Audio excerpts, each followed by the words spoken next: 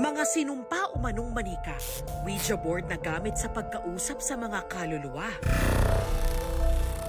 Mga nakakakilabot na war trophy ng isang tribo sa Amazon. Ilan lang yan sa mga makapanindig balahibong display sa exhibit na ito sa London.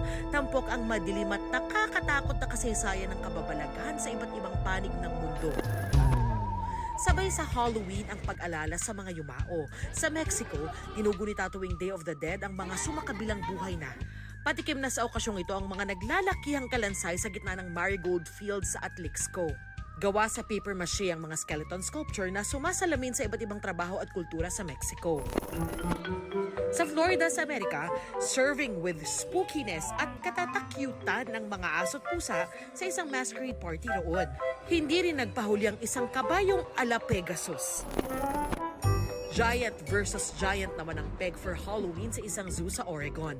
Mga elepante laban sa giant pumpkins. Ang mechanics, durugin ang pumpkins bago ito lantakan. Kaya naman enjoy ang mga gentle giant sa kanilang pag-stomp, smash, and chomp.